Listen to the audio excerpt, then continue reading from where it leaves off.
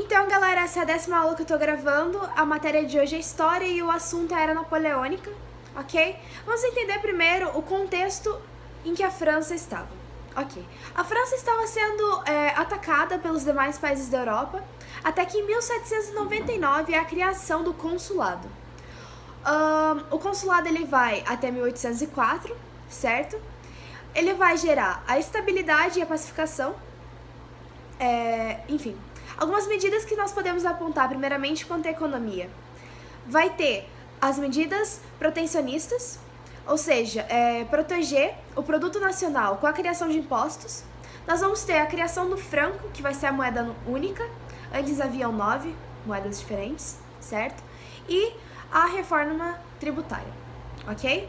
Agora, quanto à pacificação interna e externa. A gente tem o retorno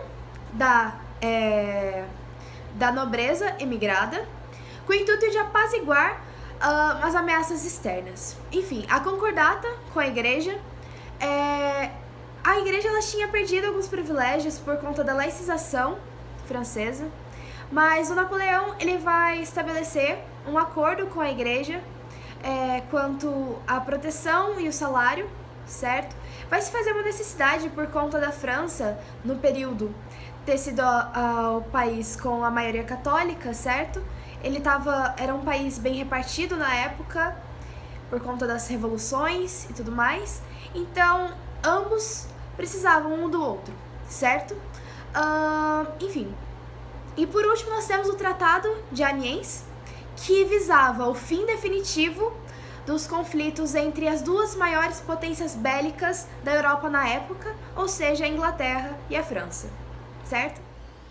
Ok, agora quanto ao Código Napoleônico, cujas características seriam a igualdade jurídica, ou seja, a igualdade de direitos e deveres, o Estado secular, o Estado laico, que não vai interferir, certo? Que a religião não vai interferir, enfim, a liberdade individual, que seria a sua liberdade vai até onde começa a do próximo, ok? O direito à propriedade privada, que é algo historicamente recente, e a volta da escravidão, que na verdade é meio contraditória aos ideais iluministas, mas que vai se relacionar ao âmbito da propriedade privada, ok?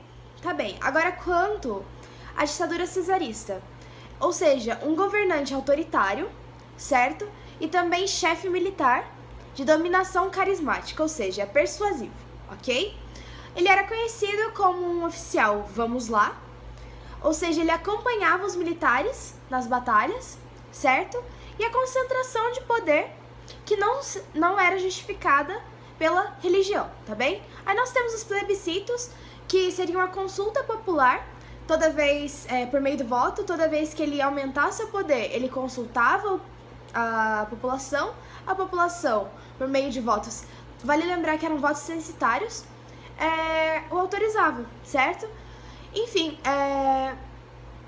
o cônsul único e vitalício, ou seja, ele ia governar até sua morte, e imperador, ele foi buscar esse título em Roma, certo? É um título romano, porque ele não queria que seu poder fosse confundido com o poder dado por Deus, mas sim, ele queria reafirmar que seu poder era dado pela população, a população o escolhera para estar ali governando.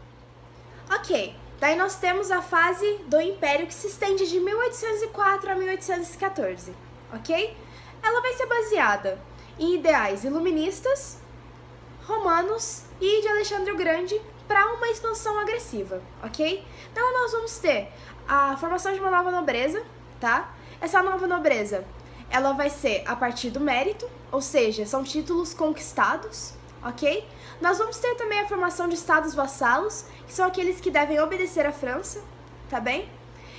E nós temos, com a expansão do ideário revolucionário, ou seja, acabar com o antigo regime, expandindo o iluminismo, os ideais iluministas, e implantando o Código Napoleônico nos países dominados, ok? Daí nós temos também a drenagem de recursos como matéria-prima, trabalhadores, soldados, comida, enfim, esses países vão se juntar para acabar com o antigo regime. Enfim, nós vamos ter o domínio da Península Itálica, que vai ser o primeiro lugar a ser dominado, certo? Bem, Napoleão ele vai influenciar a unificação da Península Itálica e isso vai gerar conflitos com a igreja, que não acreditava, não concordava com o domínio de Napoleão na região, hoje conhecida como Itália, e com a Inglaterra. A Inglaterra é contra a expansão francesa, certo? E assim nós vamos ter as disputas contra a Inglaterra, ok? Vai haver um choque pela hegemonia, ou seja, o domínio, certo? E o controle da Europa. Enfim, e vamos ter as disputas entre a potência naval, certo? A potência naval era a Inglaterra, com a melhor marinha, e a potência terrestre, que era a França, com o melhor exército, ok? Tá, enfim. Daí nós temos a aliança franco-espanhola, ok? Nós vamos ter que, apesar da Espanha estar enfraquecida, ela possui uma marinha, certo? Por conta das suas colônias. E assim, a partir daí nós vamos ter a Batalha de Trafalgar. Trafalgar era um local onde a Espanha e a França se reuniam. A Inglaterra ela vai descobrir quanto à essa localização, e vai realizar um ataque preventivo.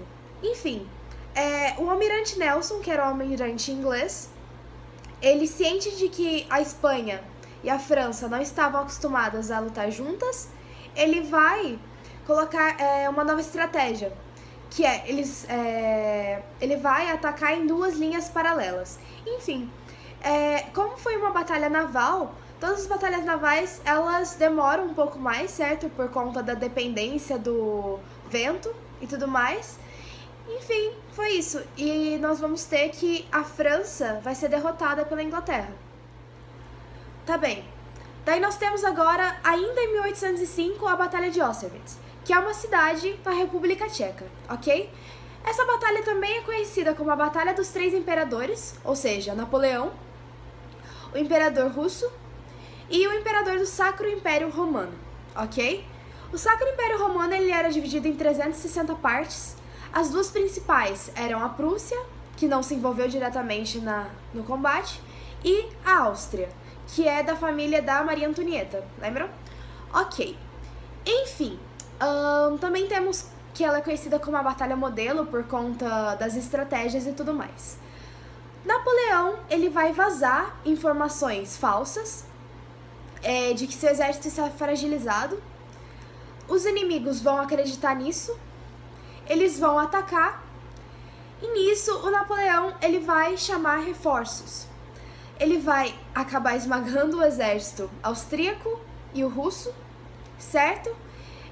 O exército vai tentar fugir por uma parte congelada, eles vão cair muito, certo? Essa parte congelada ela vai derreter e eles vão acabar morrendo congelados na água. É basicamente isso.